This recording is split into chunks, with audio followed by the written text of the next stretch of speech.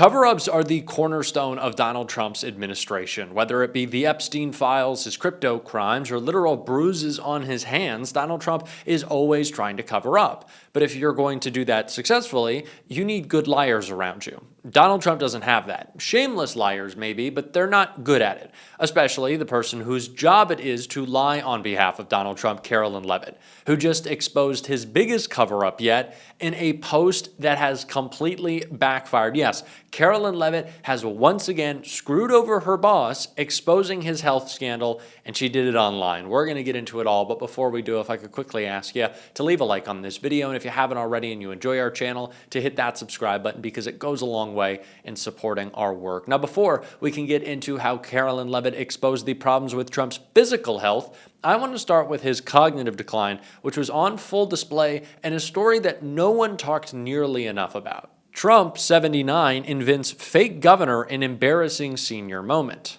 Donald Trump, 79, confounded his audience during an executive order signing on Monday in the Oval Office, rambling about an imaginary governor named Christie Whitman. You know, I did a favor for Christie Whitman, Trump said, seated behind the Resolute desk. Whitmer, he added moments later, and what seemed like a fleeting moment of self-correction, though he still appeared to be referring to a non-existent Christie Whitmer. The president was likely trying to name Michigan Governor Gretchen Whitmer, especially as he soon invoked the Great Lakes. A good favor, I think. Wish the fish, the carp, the China carp. You ever hear of it? He asked, addressing the silent room. He continued, China carp, and it's taking over your Great Lakes. It's also possible Trump was confusing Gretchen Whitmer with Christie Todd Whitman, the New Jersey governor and EPA administrator who goes by Christie. Or he may have mixed Whitmer up with the Department of Homeland Security Secretary Kristi Noem, a name he has publicly fumbled before. Earlier this month, while introducing members of his cabinet, Trump misidentified Noem out on stage as Secretary of Homeland Security Christie Kerr, while Noem stood just feet away. Another contender in the Christie confusion, former New Jersey governor and 2024 presidential candidate Chris Christie, whom Trump later referenced in his Monday remarks. Look, Chris Christie is a slob. Everybody knows it, Trump said. I always thought he got away with murder. The Monday mishaps are just the latest in a string of verbal fumbles by the president that have raised eyebrows. 2 weeks ago, Trump told reporters not once, but twice, that he was going to Russia on Friday. In reality, he was headed to Alaska for a meeting with President Putin. And of course, he's fumbled names many times in the past. So, yeah, Donald Trump has no idea what's going on around him. He's in clear cognitive decline, and the media really barely covers it. But now they are being forced to because Trump is just broadcasting it. And he's doing it to himself now when it comes to physical health because of what he said about J.B. Pritzker. That is very important before we get into Leavitt. Corrupt politicians and bad politicians like a guy like Pritzker. He ought to spend more time in the gym, actually. This guy is a disaster. I have to give you the opportunity to respond to some of the personal attacks we heard in the Oval Office. He called you incompetent. He talked about your weight. What's your response to the president? Well, you know, from my perspective, it takes one to know one on the weight question. And the president, of course, himself is not in good shape. So he ought to respond to that from me. I would say also that his personal attacks on me are just evidence of a guy who's still living in fifth grade. He's the kind of bully that throws invectives at people. And because he knows that what he's saying is actually commentary on himself. Yeah, Donald Trump's going to have to take a look in the mirror before he starts criticizing people for how they look. And J.B. Pritzker has an actual heart, so I wouldn't take too many shots at his body and his physical appearance, considering Donald Trump is a melting blob of goo, of orange goo. And it's very apparent to us all. Again, Trump is always now putting his hand over his bruises in meetings and press conferences so no one can see them.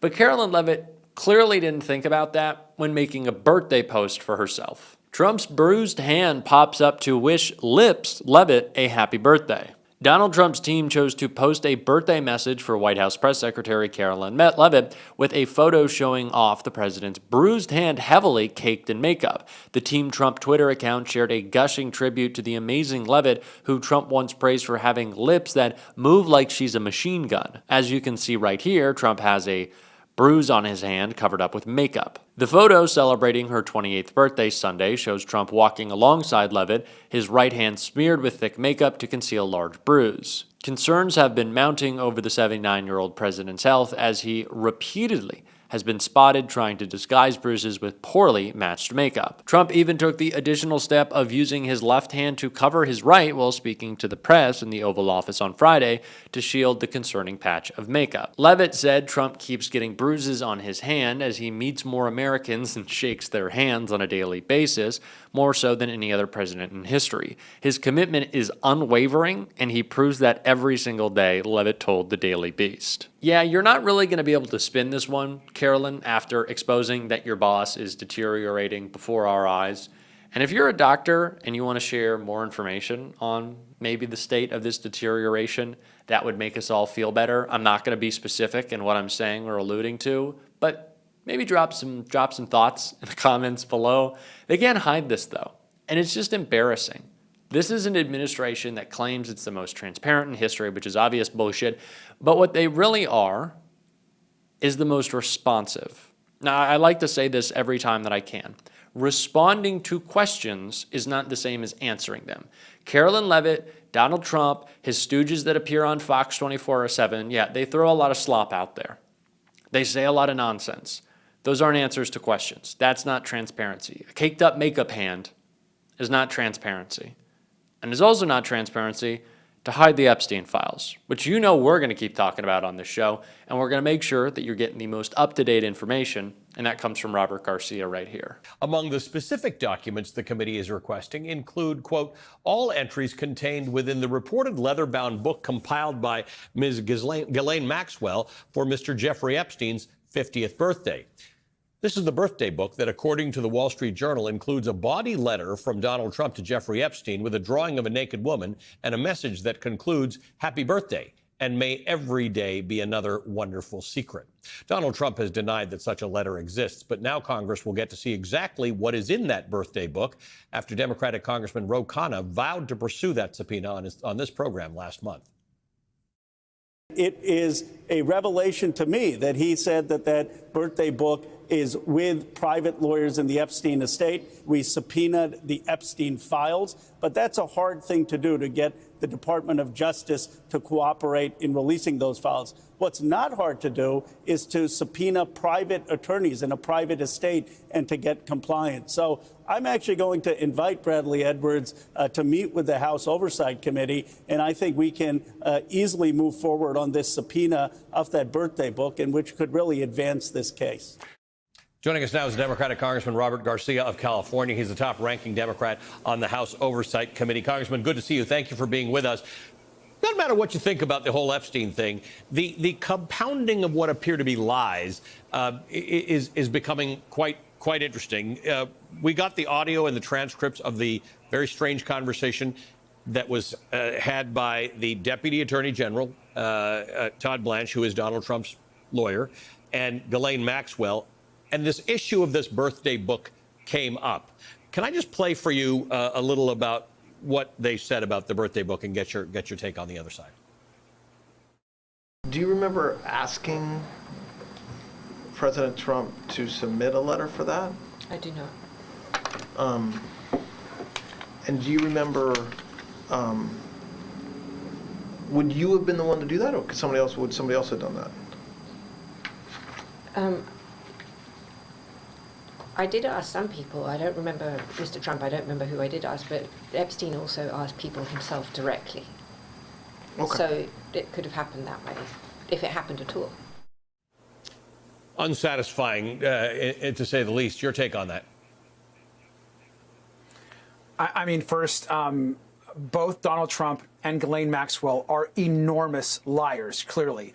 And this just continues, this massive cover-up. First of all, let's be clear. Ghislaine Maxwell is a convicted sex trafficker and abuser of young women and girls, is a known liar, has been convicted of incredible violence and serious crimes. So we shouldn't be believing anything she says. And as far as Donald Trump, going out and saying that somehow this book doesn't exist, it clearly does. I mean, we've seen it reported, of course, in the Wall Street Journal and other places. But more importantly, we've been fighting to actually get this book. And we were told, and we told James Comer, both Congressman Khanna, myself, and others, that we were going to subpoena this book. And so I'm glad that Oversight is now going to get in possession of this book. I'm glad that James Comer finally agreed today to bring Alex Acosta in front of the Oversight Committee. And I think what James Comer and the Republicans finally know is that Democrats on the Oversight Committee, we are not messing around. We're going to force votes, just like we forced the Epstein files to get released. We're going to force them to take the votes that they don't want to take, and we're not going to stop until we get justice for all the victims and tell the American people that all we're hearing from them right now are lies and a massive cover-up. Yeah, you mentioned Alex Acosta. He seems central to the operation, right? It seems that if you could hear from Alex Acosta, you could understand that either there's a cover-up, or maybe it's just as bad that rich people get good deals, and that's how it goes. But Alex Acosta was central to this thing and was not included on that first list of people subpoenaed. Right. I mean, look, I think what's interesting, of course, is that first list of people subpoenaed was essentially cherry-picked by the Republicans. Folks that we had suggested to add, they weren't interested. They're now only interested in Alex Acosta because we, of course, have been pushing hard on it, and we have been recruiting Republicans who've now come out publicly, like Representative Luna, and said, oh, yes, we should bring Alex Acosta in. And so Comer and the Republican leadership understand that we are picking off Republicans to join Democrats in ensuring that we get as much disclosure and transparency as possible. And they know that on that first day back into session, which we're actually nearing here in about a week, we were going to raise hell, force a subpoena vote, and ensure that folks came to the committee. And so now they are, of course, today relenting on Alex Acosta. They're relenting on subpoenaing the book. And we're going to continue to push for more disclosure. What matters here is the truth and justice for the victims. And we're going to continue to, that is our focus, and that's what the American people want. We received 33,000 pages of documents from the Epstein files. Of those 33,000 pages, 97% of them were essentially records that were already in the public domain. These are court documents, reports, records that have been accessible to the public now for, in some cases, for many, many months. And so not a lot of new information. There were some flight logs that were additional and new. About 1,000 pages of the 33,000 pages were actually new documents, of which, of course, we're reviewing. But we spent the weekend, our committee and our team, just going through that entire first batch. And it's clear that this cover-up by the White House and the DOJ continues. The subpoena, which was bipartisan, and that Democrats forced Republicans to vote on, made it clear that we wanted the full, unredacted Epstein files, and the White House and the DOJ continue to stall. And the question must be asked, what are they hiding?